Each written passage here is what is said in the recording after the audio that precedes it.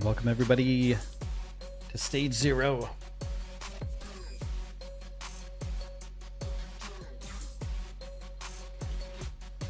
Let me know in chat where you're from so I can get an idea who I'm talking to today. You're part of the show too. It's not just me. You're part of the show. Be interactive. Make sure if you have a question, post it in chat. I'll be able to see it better if it's a super chat or super sticker. Those things are appreciated. But yeah, make sure to leave your questions in chat as we go about this amazing mission. Noreen from Florida. Welcome, Noreen. Anywhere near the Space Coast? Canada, Philip. Thanks for joining in all the way from our great white neighbors up north in Canada. Lunar spaceports in Ohio, New Mexico. Sir Mixatoon. Nice name. I appreciate everybody standing on hold for a moment while we start the stream up. We have some big news from Elon today. Kentucky GPX lunar spaceport. We're talking about some news from Elon today. I'll get into the details in a moment, but right now I'm going to give you a little hint. Mars transfer window. Mars transfer window. Jensen Beach. Nice, Noreen.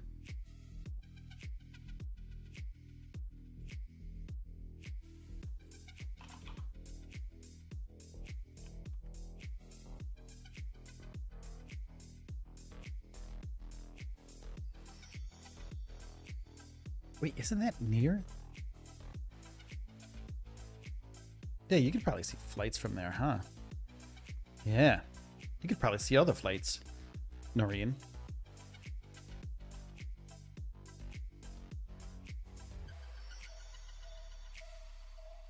I used to live in West Palm Beach in Florida. I also lived in Orlando for a while. So I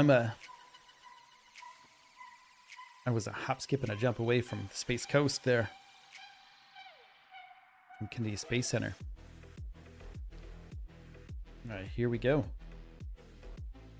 That's cool. Are you excited about Starship launching from the Space Coast? Because that's when I'm gonna start visiting a lot more.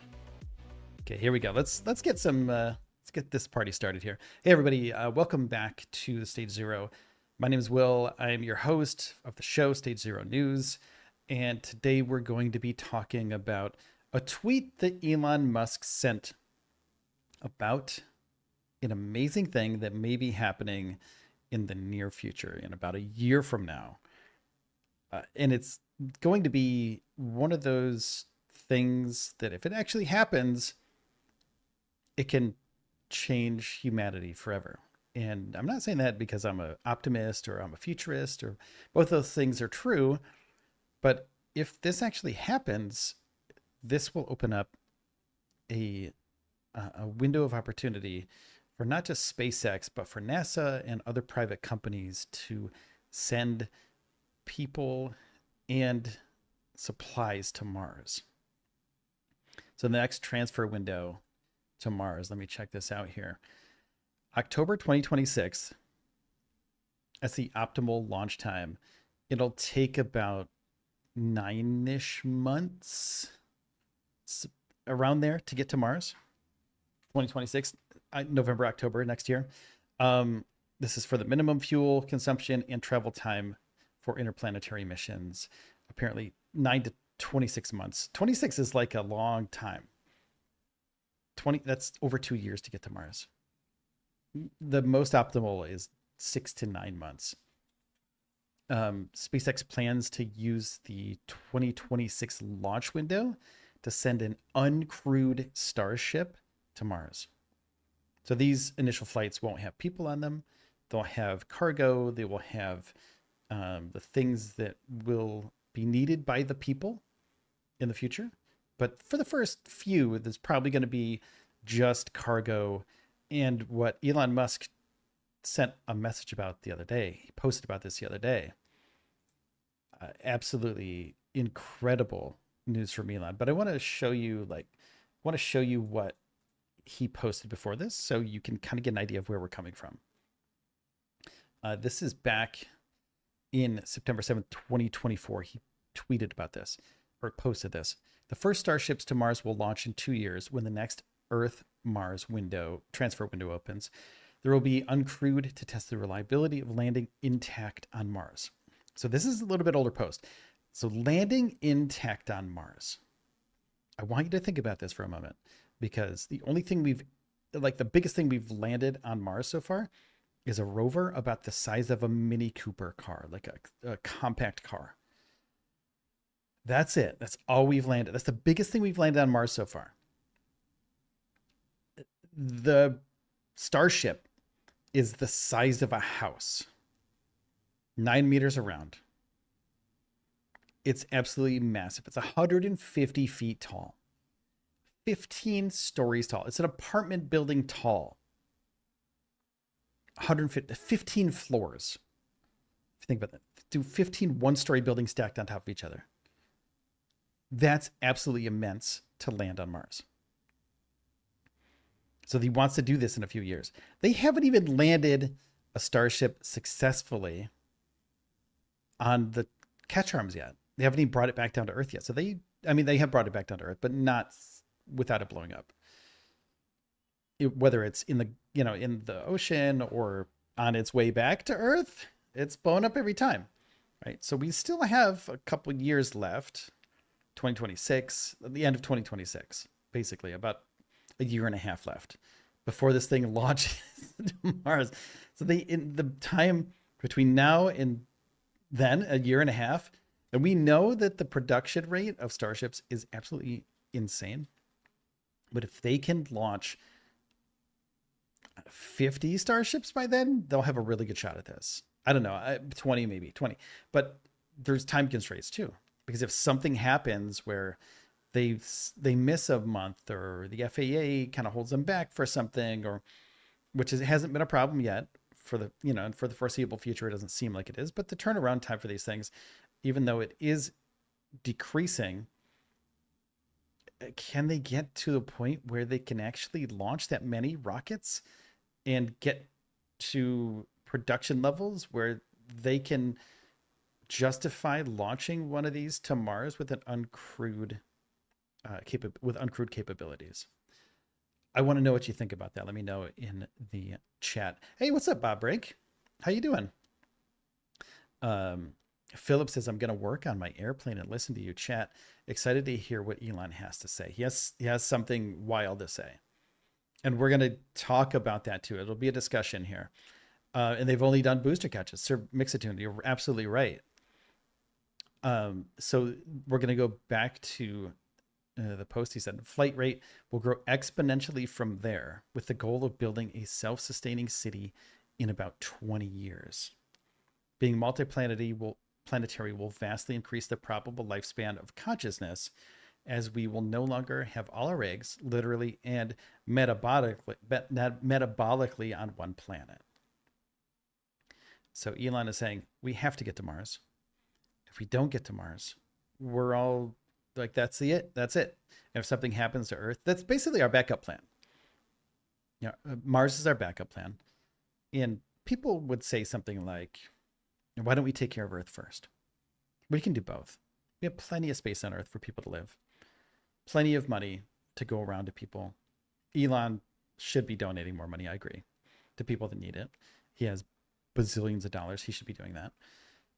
But sending people to Mars eventually, I think it's so ambitious. If they were to do it in 2026, it's going to be I don't know if it's going to be as spectacular as we want it to be. Right? We want it to be the like spectacular feat of engineering where we send people and cargo and robots and rovers and all the things to Mars for the first mission. But we have to understand that going to Mars is absolutely incredibly hard. One of the most difficult things that NASA has ever done is to land rovers on Mars. They couldn't figure it out for the longest time. They finally figured it out. And the way they figured it out is they had rovers surrounded in balloons so they could land on Mars and bounce to slow down instead of like hovering down like Starship does. NASA couldn't figure it out, and their partners couldn't figure it out for the longest time. So that's how they figured it out. They were like, we're just going to put airbags around this thing. We're going to bounce it until it slows down. And then, we're going to figure it out as we go. So Elon figured out how to catch a booster or a couple boosters now. And they are figuring out how to catch a Starship, but Starships landing on Mars are different than catching them on a tower. So by this time next year, SpaceX is going to have at least 2 towers ready, 2 in South Texas at Boca Chica Starbase, Texas, and possibly 1 at Kennedy Space Center. So there might be 3 Starship launch points. So they could continue to launch. They could launch in the cadence that we've never seen before. They could do 3 launches a week if they needed to, if they had enough Starships. I mean, if they could get 3 Starships a week to launch, that would be incredible. And the FAA and all the governing bodies, like, not to get political about it, but now Elon has the ear of the president, has the ear of, the government. So works closely with them. He can just talk to them. He's been talking to the FAA the whole time, basically. So since Falcon 1, just the beginning of SpaceX, he's been talking to the FAA anyway. So it's not new, and they're not fighting each other. No matter what anybody tells you on the internet, on Twitter or Reddit or whatever, the FAA is not the boogeyman, not trying to come and get Elon Musk and SpaceX. They're just not. They're just set up in a way that's not ready for SpaceX's increasing amount of flights. That's it. There's no like bad blood. No one's coming after anybody. There's no internal struggle. There's no like boogeyman. There's nobody behind the scenes pulling the strings for the marionettes. There's nothing like that. There's zero things like that. It's just people that aren't used to the way that SpaceX does things. And they just do things bureaucratically and slow like they always do. And Elon and company just go fast. They go so fast that nobody else can catch up to them. No other rocket company can ever catch up to them at this point. So they have Starship possibly launching 2026 to Mars. So this is where we're going to start this. 2026 to Mars. And then this is where it gets very interesting. And when I say very interesting, I think this will change everything, because just getting a Starship to Mars is massive. That's a massive undertaking.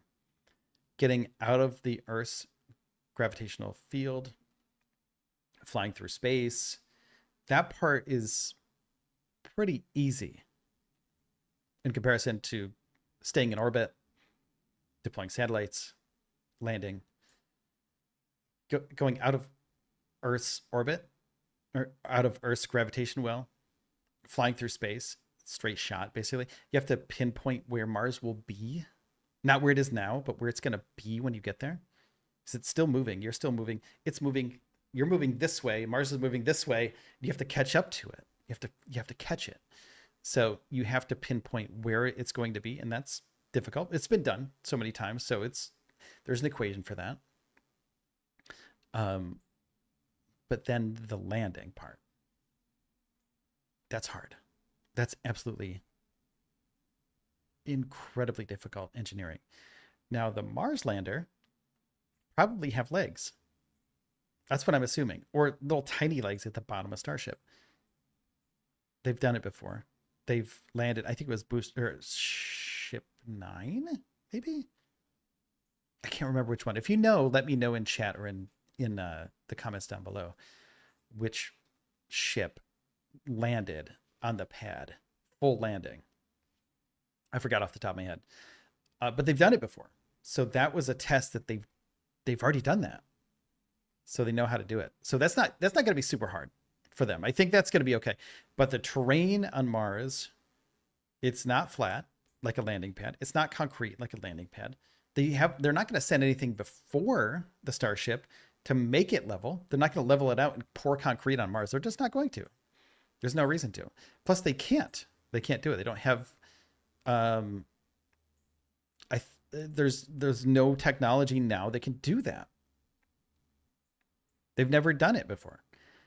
And they're not going to be able to figure it out in a year and a half, no matter how optimistic I am about this program and everybody else is about this program. They're not going to send something to the surface of Mars that can grate down a landing pad, make it flat just so Starship can land, and also pour concrete. It's not going to happen. And I'm not a naysayer. I'm not a hater. You know me. I've been doing this. I've been covering SpaceX for 5 years now on this channel. And I'm not a hater. You know, I moved to Starbase because I wanted to cover Starship because I'm so infatuated with the idea of people doing incredible things.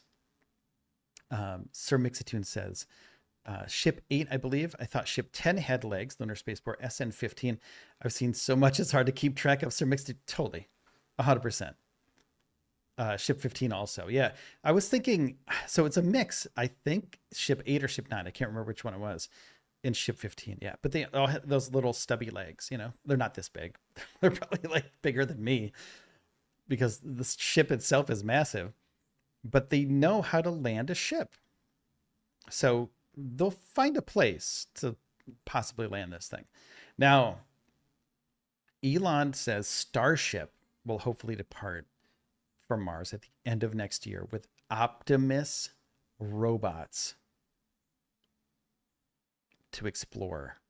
Optimus Explorer robots. This is the big news that Elon Musk just posted. April 10th. 3:37 a.m., by the way. That's when Elon posted this. 3:37 a.m. He's a beast, man. That guy, I don't even know. He's a beast. 3:37 a.m. Elon posted this. Starship will hopefully depart from Mars at the end of next year with Optimus Explorer robots. FW says, are you still in the RGV? No, I moved out of there, man. I wanted to stay, but I couldn't. I didn't have enough funding. The channel didn't fund enough to do it. So I was just like, I just can't do it anymore. Bob Brink says, Elon has me so upset right now. It's confusing. I think he is above all when it comes to rockets, cars and everything. But his involvement in the Trump organization really ticks me off.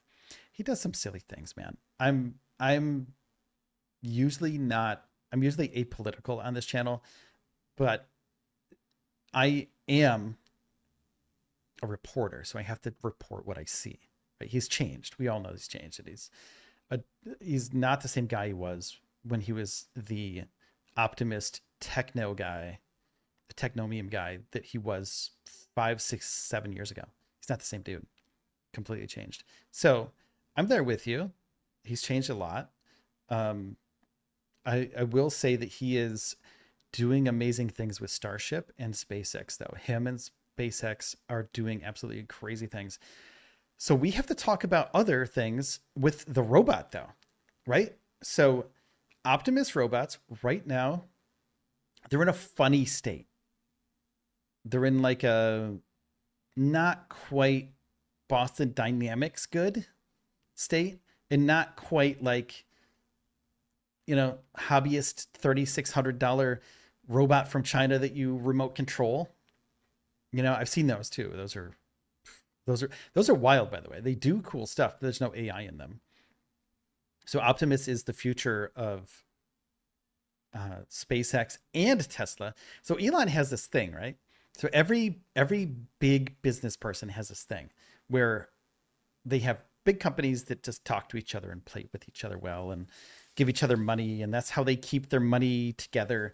So SpaceX and Tesla work together. SpaceX has been using actuators that were designed by Tesla, using Tesla batteries and Starship, using Starlink, SpaceX. It's a whole thing where everything works together. So XAI trains Optimus robots for Tesla. They use all this, everything all together. So Elon, that's how they keep their money together, by the way, too. But the fact that they plan on sending Optimus robots, they have to get incredibly good at walking in the next year and a half. They have to get incredibly good at knowing their terrain in a year and a half, unless they have them do very simple tasks like show how people will get out of the seat from the flight, unbuckle 5-point harness, get out of the seat, go to the port where they go to the elevator, go down to the surface of Mars. That's one thing, right? That's easy. Like that's very easy. They can program that in beforehand. They can tell them exactly what to do, give them a path. They don't need AI for that. Give them a path to follow. They could possibly even have like something on the floor to direct them, because that's how robotics work. Like with visual robotics, if there's something on the floor that they have to travel on, they can just follow the arrows, arrow, arrow, arrow, stop sign, etc. So they stop there. They don't have to put on backpacks. They don't have to put on a helmet, a suit. They're robots. They're going to be fine. They're going to be fine out there. So all they have to do is go to a hatch, open it, walk onto an elevator, buckle in maybe. I don't even know if they're going to have to buckle in. They might even just have magnets or something. I don't know. They might have things to put their feet in. I don't know. We'll find out though. Find out how they're going to do it. But they're going to test this so people don't go first.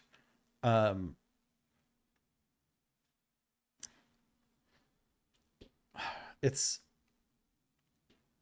a difficult thing to think about right now, because the way that Tesla bots are, Optimus bots are right now, they're okay. Like, this is from 2024, so it's a little bit, it's a little bit old, but it still tracks. I mean, they're not doing much. They're going very slow, which you have to do on Mars. Go very slow, move from point A to point B, like a robot. And you don't really expect them to do a lot there. They're not going to be as good as robots or as humans right away, but they will be able to possibly see those cylinders. I want to show you those cylinders. These cylinders right here. They pick up a cylinder, right? Could they pick up a rock on the surface of Mars, identify a rock, or be remote controlled from somebody on Earth? Where, I mean, give them commands from Earth. They do it all the time with other rovers.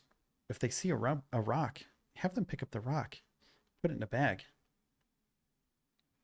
bring it back to Earth. If they can make it back to Earth, I don't know if they're going to make it back up, but he said they're going to send them there, right? So we'll hopefully depart from Mars at the end of next year with Optimus Explorer robots, and this will be uncrewed to test the reliability of landing intact on Mars. If those landings go well, then the first crewed flights to Mars will be in 4 years. Said this in 2024, so 2028-ish. So at the end of next year, end of 2026, October-ish, 2026, they're going to launch these things. It's going to take them, and according to my data, it says 26 months, but I don't think that's right. I think it's 9 months for the good flight. But if they can do certain tasks like pick up those canisters, aka pick up a rock, that would be great.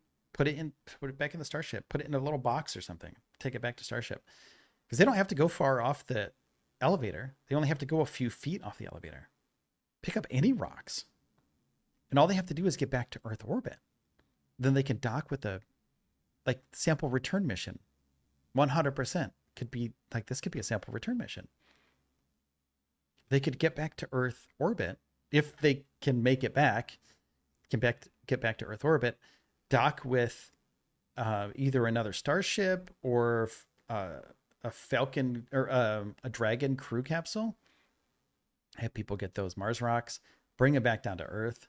Dude, that is going to change everything. That'll change human. Like we've never seen that before. And that'll make science so much more accessible to anybody that needs it.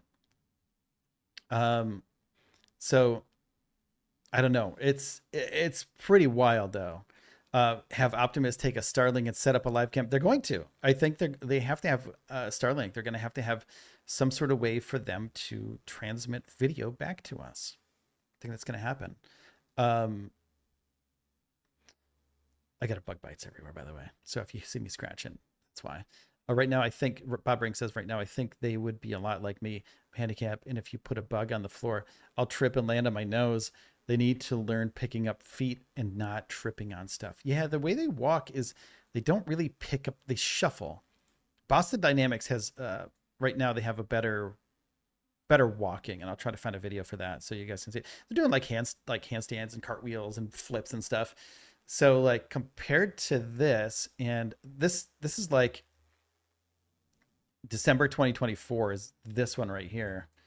Like very, very slow going, very gentle movements, stabilizing itself with every step, walking up that hill, like, and falling down this hill. Like this is interesting though. Like it's figured out how to walk down that hill after falling, you know, it learned how to walk down that hill. But it doesn't look cool. It looks so funny though, you know, but the way that it walks, it has little shoes on. It's doing like they're doing really well. And this is from December of 2024. So by now they're doing much better than this because a few months in, you know, 2025, the navigating the real world. And this might happen on Mars. Think about this. If you land on the edge of like a little hill and Starship is on like the side of a crater or something, and you just happen to land there because, I mean, what if they have to figure out a way to land? I don't know.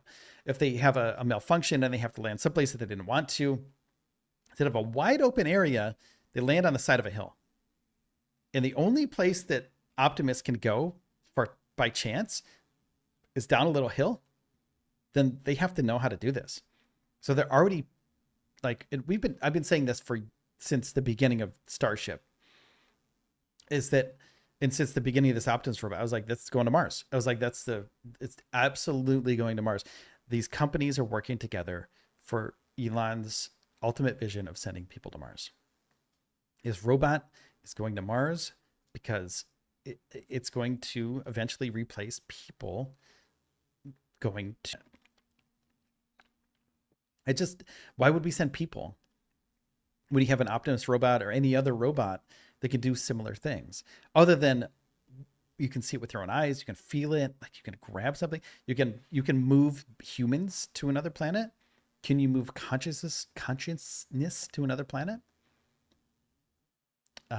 Maybe. It's going to take hundreds of years to get a decent amount of people there. And I want to show you, you know, we got to talk about that too. Like, when will humans go? Elon says in this tweet, 2028. And he also says a self-sustaining city in about 20 years.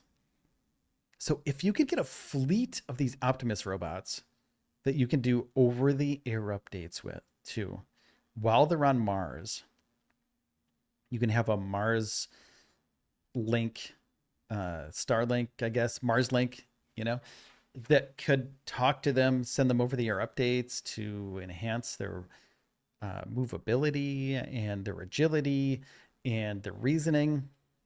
I don't see a reason why they couldn't build the colony for us, even a few parts of the colony, and then we just show up and it's already there. You know, that'd be insanely cool. Go SpaceX from Jacques from South Africa. Hey, what's up, Jacques? So yeah, I don't know. What do you guys think? I think it would be, I think it's interesting, but it's going to take a while. A lunar spaceport says, I've seen some other robots online that might be more useful initially on Mars and Optimus. I hope Elon is smart enough to use some of them as well. Lunar spaceport, he's not. He's not going to use a Boston Dynamics robot. There's no way. There's no way.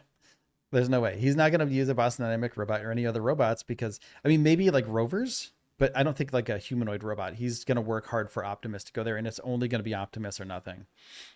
Even if Optimus can do like a lot less than, say, some other robot, Elon's his vision is to send everything that he owns to Mars, right? Like everything that he runs, every part of those things have to go to Mars. So a Tesla, like a Tesla Cybertruck or something like that is going to go to Mars. That's going to be the rover. That Optimus is going to be the robot that goes to Mars the first time. Starship is going to be the first rocket that goes to Mars. And Solar City, Tesla solar panels are going to power that city that's on Mars.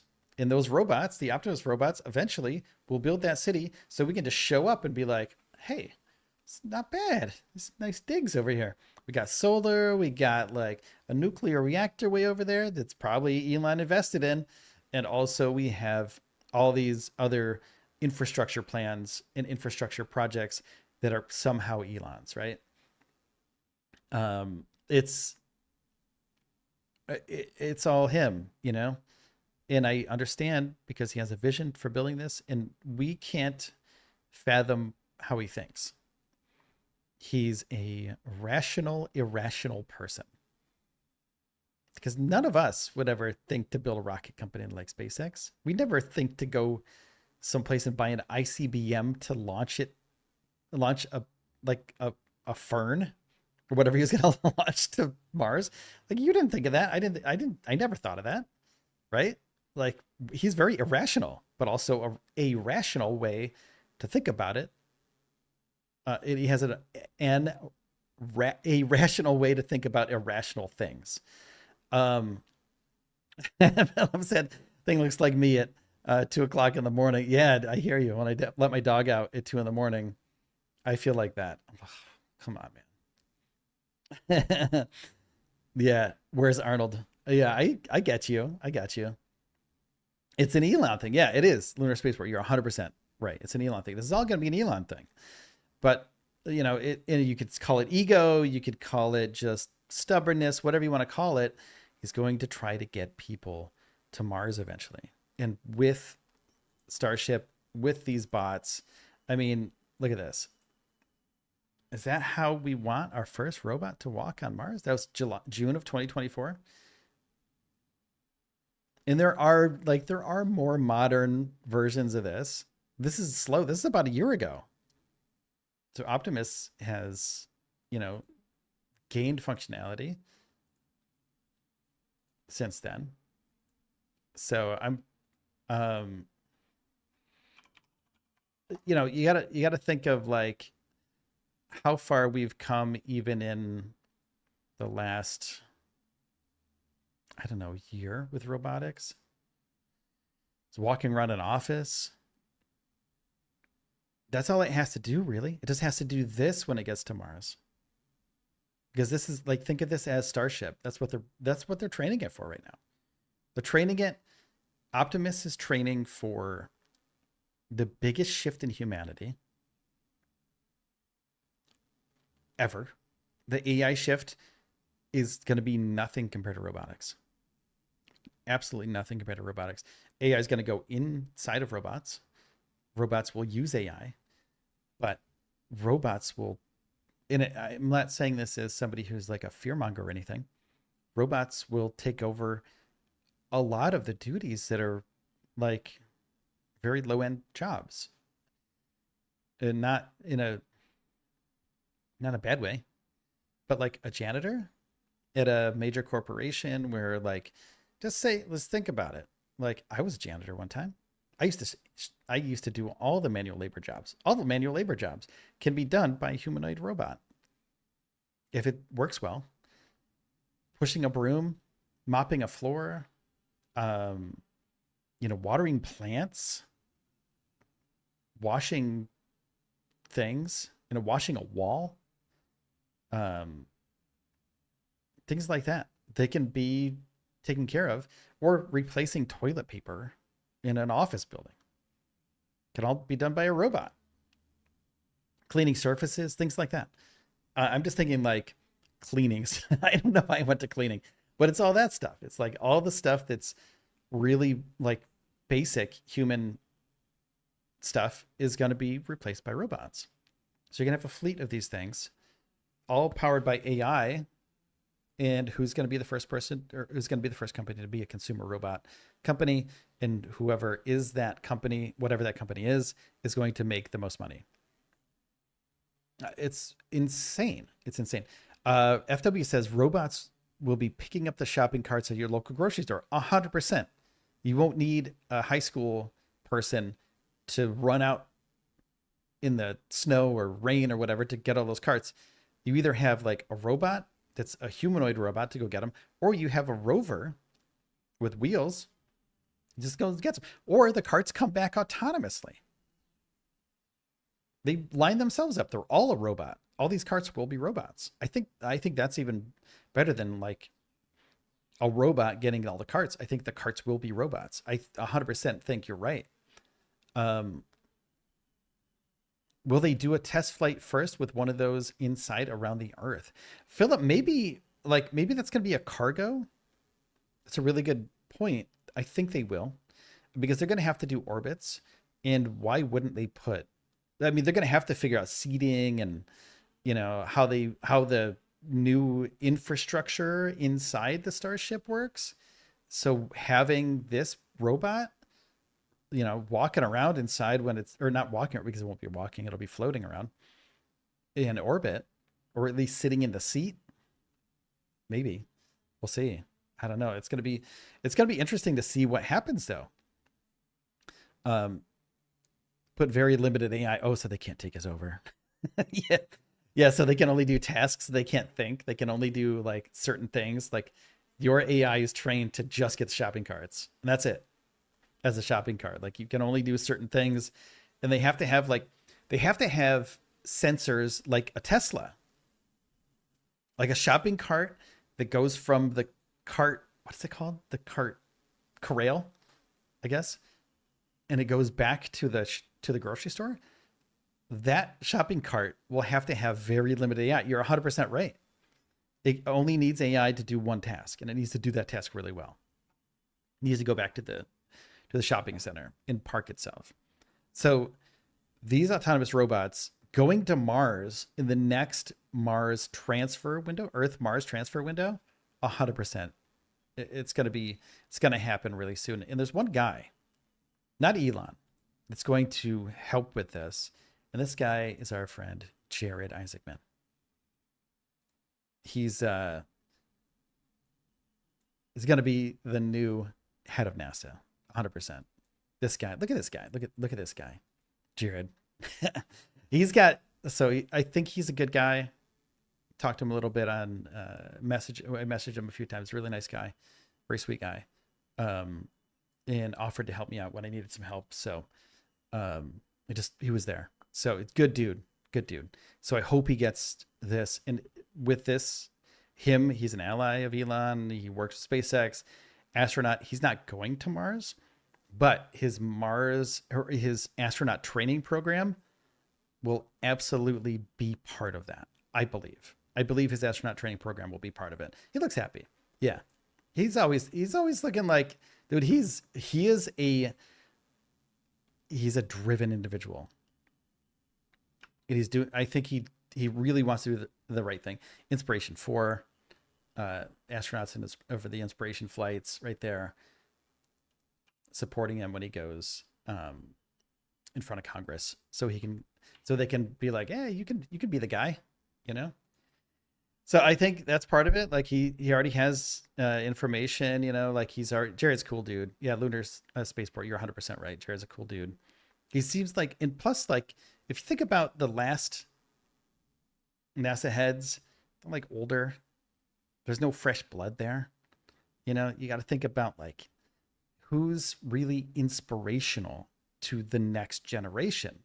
It's not going to be some crypt keeper dude. I'll, you know, like, no offense, no like 70 or 80-year-old guy that can barely talk or can barely move, but is an astronaut, which is really cool. But they were an astronaut in the shuttle days. Like, I respect them 100%, but like, we're talking about getting people inspired to do these incredible tasks, like go to Mars or jump in a flight to orbit Earth. Yeah. So he's the guy. He's the guy that can help him do that thing. Sir Mixitune, you said that too. He could be the guy to do the thing. He's the guy to do the thing. You're right. And FW says, if they pull this off with shopping carts, the cart when they have any videos to post. That is true. Oh man, you know what's funny, dude? I go down that rabbit hole too. I go down that rabbit hole on like every day. There's always something. There's always some drama, right? But that was Elon's big announcement. The big announcement was that, and this is, so there's also a change of tone. I want you to know this. I want you see this too. The first Starships will launch in 2 years when the next Earth-Mars window or transfer window opens. Declarative statement. Declare this is when it's happening. The first Starships to Mars will launch in 2 years. We're going. This one, Starship will hopefully depart for Mars at the end of next year with Optimus Explorer robots. Hopefully. Hopefully it goes. Because they could just stick a robot in there. That's not the hard part. The hard part is getting it to Mars. So if they don't make it this transfer window, the next one's in 2028. Could they just launch one to orbit Mars and then whatever? Sure, they could do that. I'm sure they could do that. They just have to point it in the right direction. What happens though if something goes wrong with it and it can't make it? Make them look a little bit silly, right? So I mean, there's a complete change, and I'm not like calling the dude out, but he said hopefully, and it maybe is hopefully. He's just hopeful that it works, you know. Hopefully depart from Mars at the end of the next year with Optimus robots explorer robots. Maybe it is hopeful thinking, and he doesn't know if it's going to happen because we don't know. You never know what's going to happen with engineering or if what's going to happen with the Starship. You know, it could explode on the pad and then the pad's gone. Something can happen. So maybe he's thinking about all those things too. Like maybe it's not 100%. It's not, nothing is guaranteed. You know, maybe Starship isn't guaranteed to launch next year. Nothing is guaranteed. Maybe the Starship program will take a big hit. I don't know. Maybe that's how he's thinking. The Block 3, yeah. Sir Mixitune, yeah. I agree with you. Block 3 is going to be wild. Flight 9, possibly coming up in a few weeks. There's transport.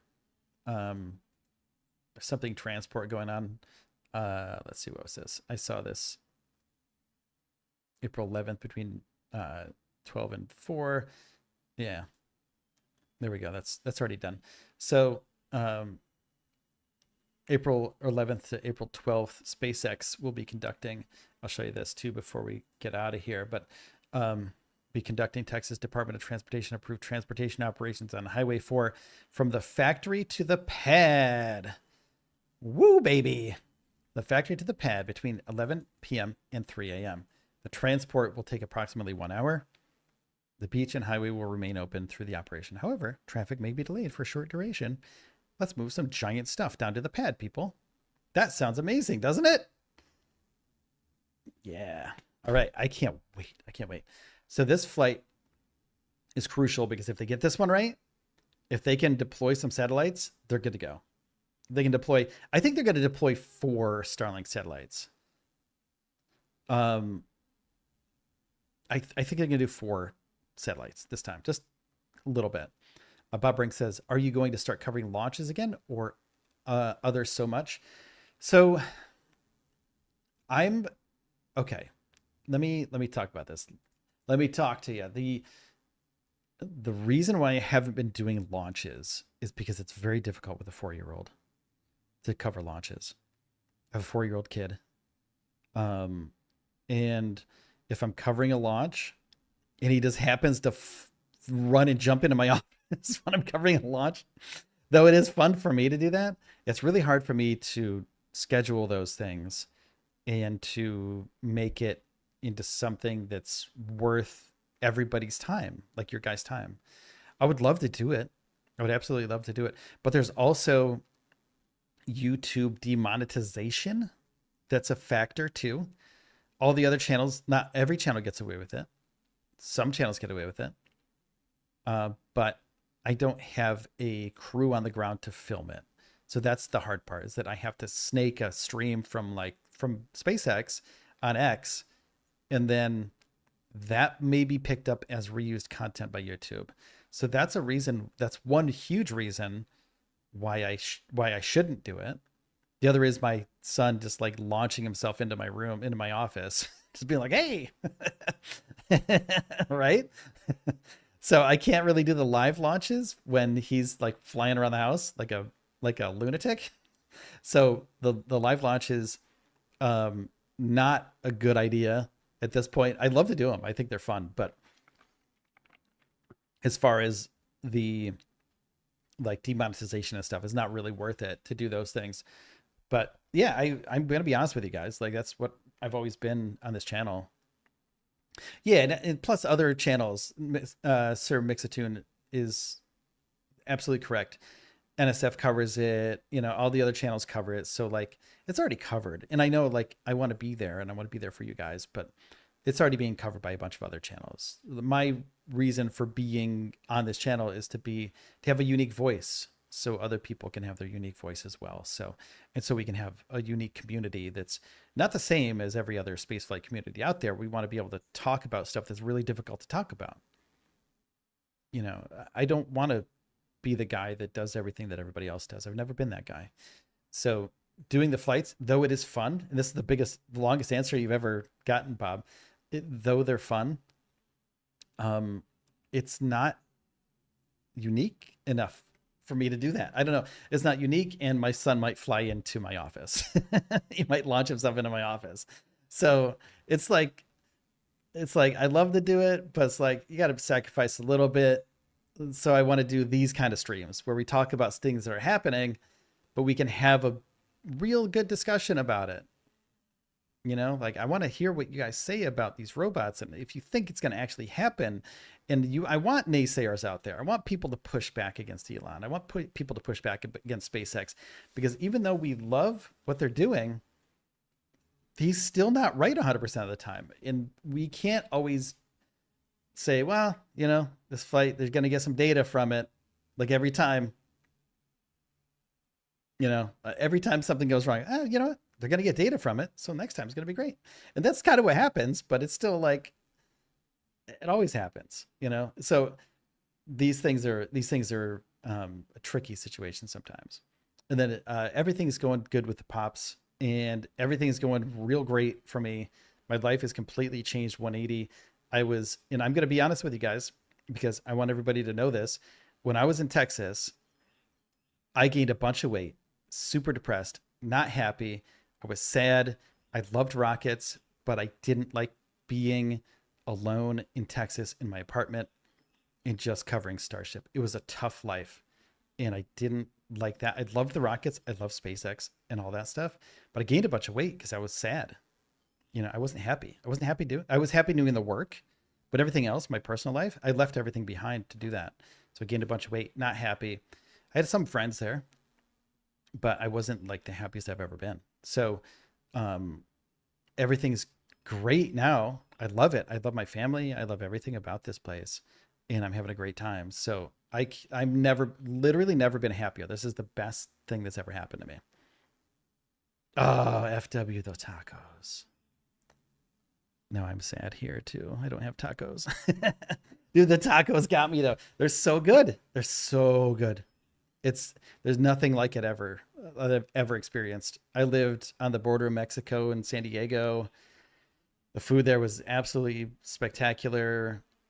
Uh, dude, those tacos there were great, but like Texas, so much better. I gotta say it. Things are getting better. Yeah, I agree with you. I agree with you. Things.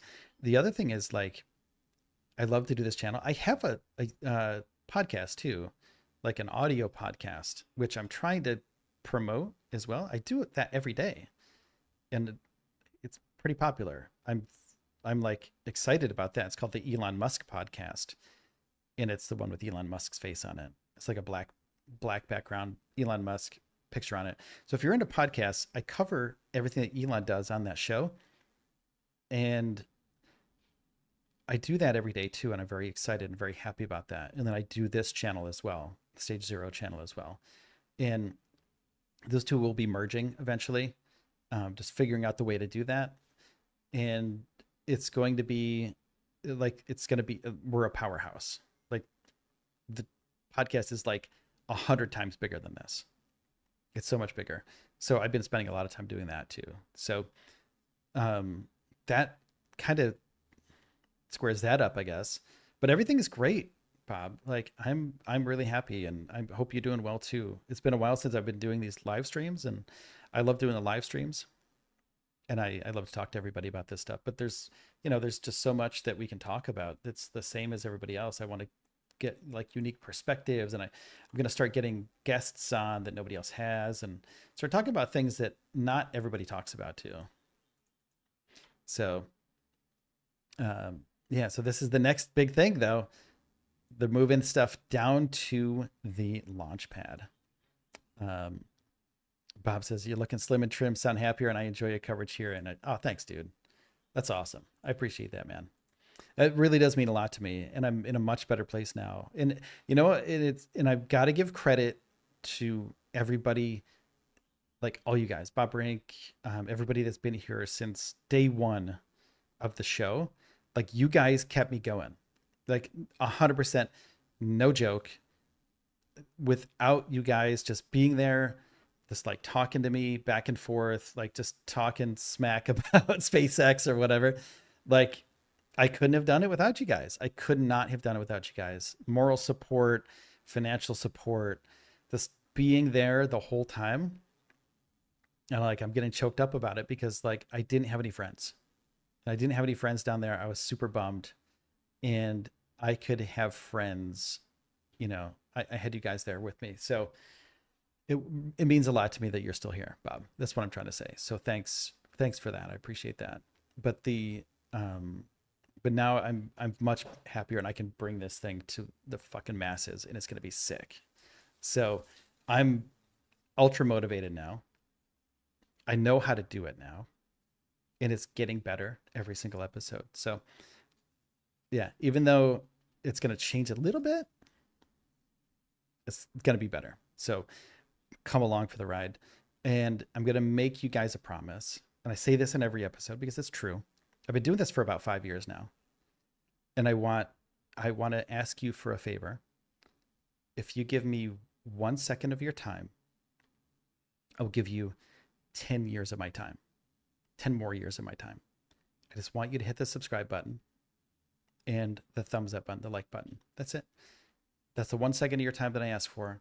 And you're going to get 10 more years of my time, because I plan on doing this for 10 more years. I've been doing it for 5 years. I haven't quit. I plan on 10 more. So you're going to get that from me. And all I ask is 1 second of your time. That's it. So that being said, I want to say thanks to everybody. Join the Discord. There's a link at the top of the chat. The poll is, let's see, will Starship land on Mars in 5 years? 70% say yes. 30% say no.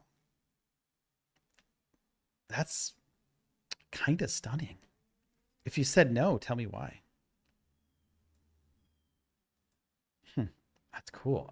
I wasn't even paying attention to that. That's interesting. It's very interesting. Yeah, if you join up at the Discord, Let's see who joined up. We got some new people. We got Integromat. I don't know how to say your name. Sorry. Whoever you are, thank you for that. Thanks for joining up with the Discord. We got some more people coming in. The online fam. Yeah, exactly. Rock on. We are with you. You're the best. Thanks, Bob. Yeah, you're the best too, man. I couldn't have done it without you, man. So I appreciate it. Everything you guys have done. I appreciate all the super chats, all the super stickers, all that stuff. Like when I was trying to pay bills, whoo, baby, that $10 when I had nothing, like I was barely getting by when I was in Texas too. They're gonna need like 30 tanker flights, Sir Dead Puppy says. Yeah, it's gonna be a wild time. In the next year is gonna be incredibly exciting for Starship. And I can't wait for the refueling in orbit. That's gonna be so good. It's gonna be so good. I'm so excited. All right, I got to get out of here, guys. I got an appointment in about 5 minutes that I got to do. So thank you so much for joining. If you would like to see more of this, hit the subscribe button and the like button. Leave a comment. Tell me what you think. And that's it for me. And as always, take care of yourselves and each other. And I'll see you in the next one. Gotta hit the button. There we go. Thanks to everybody on the Patreon. You can go to patreon.com/stage0 to contribute to the show. Independent journalism lives on. Be part of the community. Go to our Patreon. Join our Discord. It's at the top of the chat. It's been fun, Sir Dead Puppy. Thank you so much. Be safe, everybody. I'll blast you out of here real quick.